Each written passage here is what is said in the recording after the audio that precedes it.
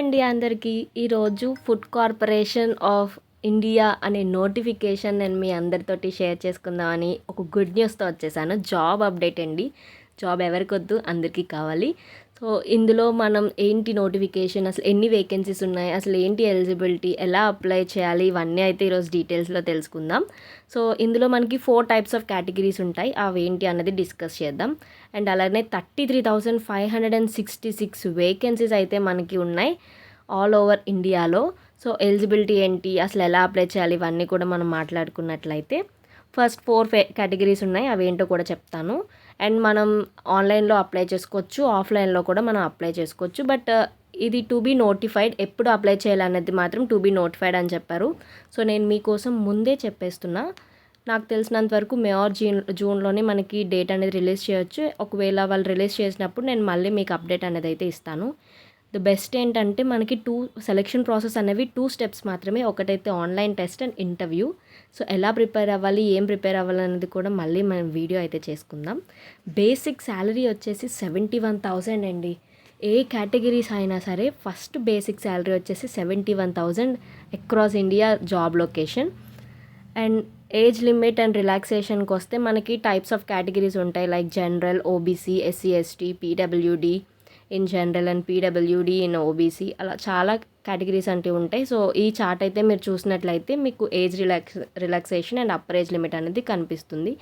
And top most అడ్వాంటేజ్డ్ వచ్చేసరికి widows ఎవరైతే ఉంటారో వాళ్ళకి, and divorced women judicially separated and who are not married ఎవరైతే ఉంటారో వాళ్ళకి మనకి ఏజ్ రిలాక్సేషన్ కూడా ఇచ్చారు ఉమెన్కి. సో 8 years అని చెప్పి, సో యాడెడ్ అడ్వాంటేజ్ అని అనుకోవచ్చు.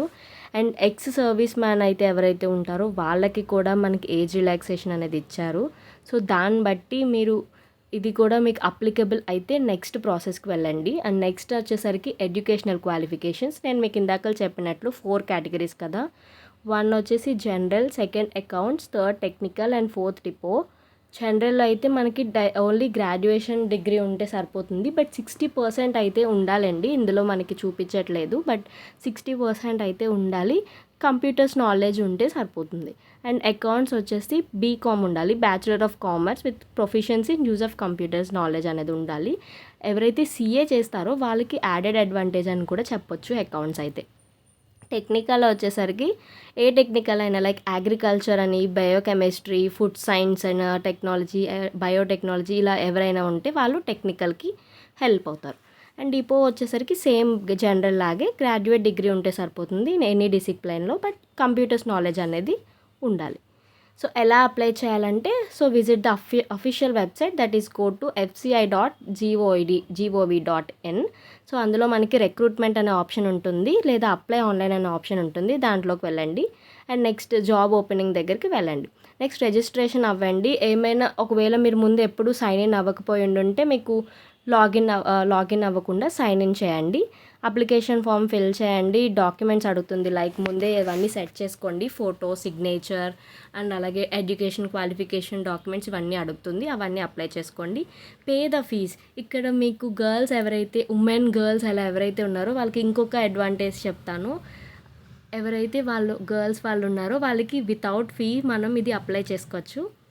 బాయ్స్ వాళ్ళు ఎవరికైనా సరే, ఇంక వేరే ఏ క్యాస్ట్ అయినా సరే మనకి 800 అనేది వీళ్ళు ఛార్జ్ చేస్తున్నారండి. ఎస్సీ ఎస్టీ అయినా గర్ల్స్ అయినా మనకి 800 అనేది లేకుండా నన్ ఫీజుతో మనం అప్లై చేసుకోవచ్చు. నెక్స్ట్ అప్లికేషన్ సబ్మిట్ చేసుకోండి, ప్రింట్ చేసుకోండి, అంతేనండి. ఇంత ఈజీగా అప్లై చేసేసుకోండి.